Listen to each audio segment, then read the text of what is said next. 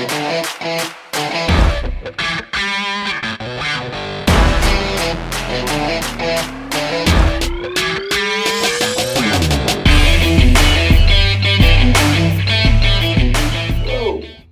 is Kyle with Rocketman Plumbing, and today we're going to talk about the most important appliance in your house, and that would be your toilet. We've all experienced the inability to have a working toilet and know how inconvenient that is. Sometimes to repair a toilet, you don't necessarily have to call a plumber. You might want to try and do a few things yourself. And I'm going to show you a couple of the easiest things that it's not hard to do if you're willing to try and tackle it. And if you have a problem, you can call Rocketman Plumbing. First of all, here's our toilet. Let us say there's two things that can go wrong with a toilet, normally go wrong. One, in the middle of the night, you hear the toilet come on and off, on and off, on and off. The cause of that is the flapper is warped, or it's not on securely. So, now these are the parts inside of a toilet. This is the flush valve. This is the fill valve. Excuse me. This is the flapper. This is the flush handle. Now, the two major things that happen, one, the flapper goes bad, and the other is the fill valve does not shut off all the way, which causes your toilet to run all the time, which literally you can actually use thousands of gallons a month easily if fill valve is not shutting off all the way. So, I'm going to go through the two quick fixes first, and then I'm going to explain a little bit more. So basically you start off by turning the shutoff valve off over on the side. I like the quarter turns. This one is not a quarter turn, but it does work. Then you flush the toilet, and you're listening to make sure water is not coming in. And if there was, a little bit of water would be coming out that tube right there. Not hearing nothing, therefore that shutoff valve works. Let go of that. You always want to have a little bucket.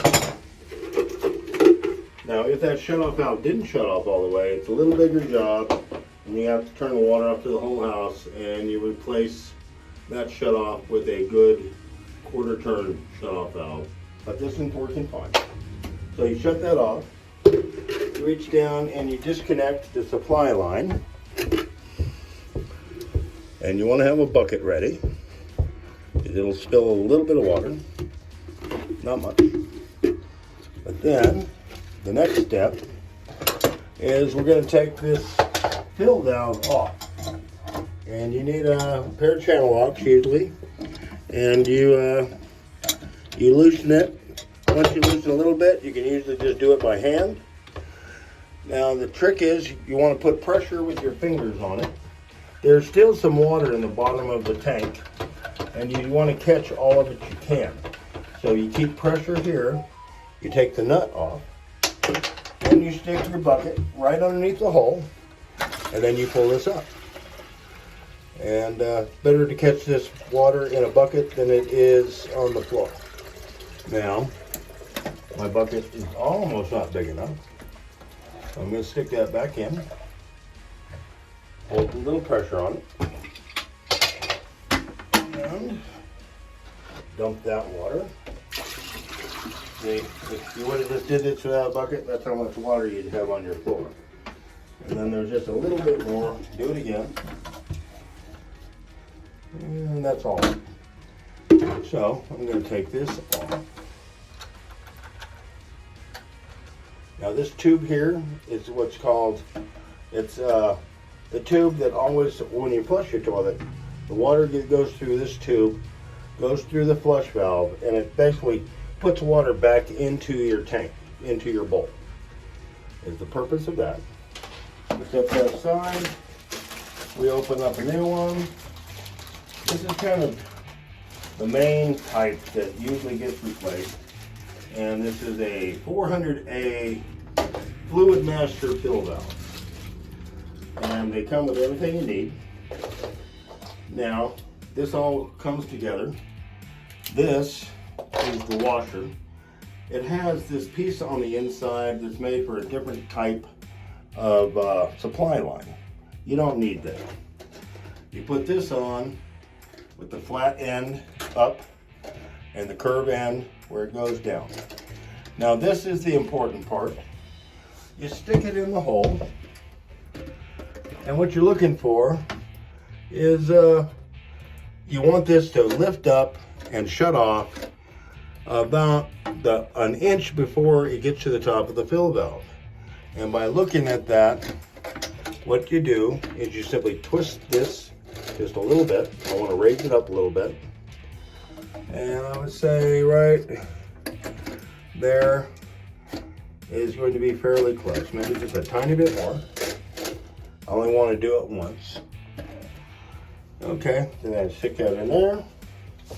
Then I grab this nut, goes on the bottom of the fill valve. And it's got two little wings on it.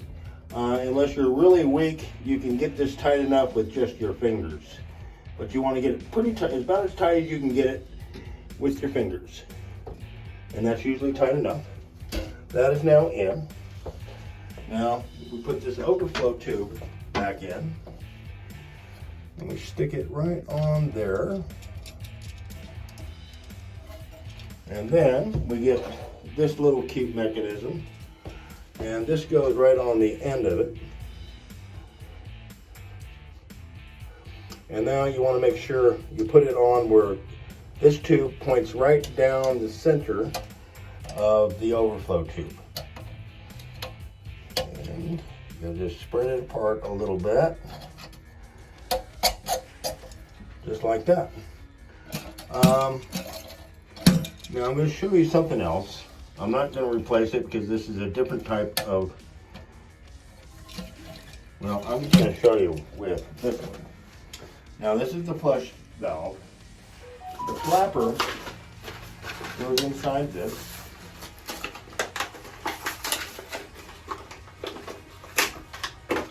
And like I say, you got the flapper, you got a chain. Almost always, there are two ears, just right there. And those two ears go on these. So what you do is you just take out this centerpiece.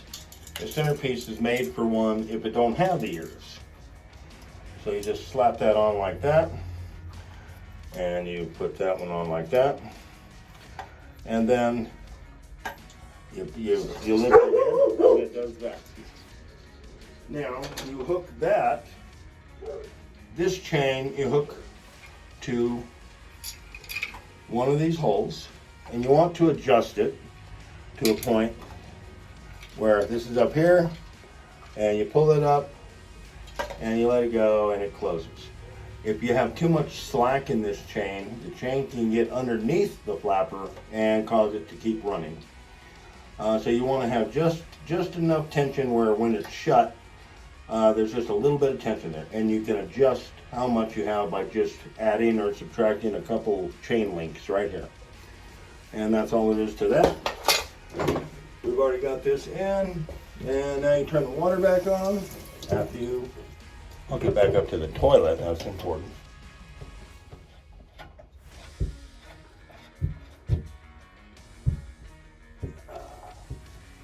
And make sure that's right. Then you turn it on.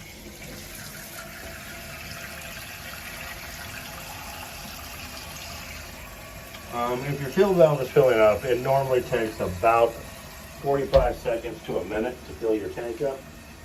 But you always want to sit and wait for it to fill up. It takes longer to fill up the first time than normally because when you normally flush your toilet, it doesn't take all the water out, but we had all the water out. I know water's going in there, therefore the toilet water level is filling up. And we sit here.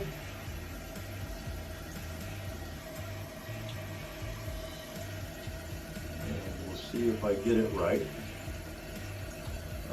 what you're looking for on this fill valve is that the toilet shuts off before it gets to the top, the rim of that flush valve. And it's going to be close. And I just barely made it. Now, because that's right on the top, which is kind of dangerous. Now, on these kind of fill valves, you have a little adjustment right here. And all I got to do is screw this a little bit. And now, the next time it fills up, it'll be about 1/4 inch to a 1/2 inch below that. And then you check it by pulling the trigger, making sure flush is good. And then it'll fill up again. And that's how you change a flush valve. And the only reason I'm not putting a flapper in, because that's a different type of flapper. This is the standard flapper. The one in there, if you don't have the standard one, you just take off the flapper you have, go to any hardware store and match it up with the type you have. There's about 5, 6 different types. But that's how you change a fill valve on a toilet. And if you need help from Rocketman Plumbing, we'll sure come and give you a hand. Have a great day. Thank you.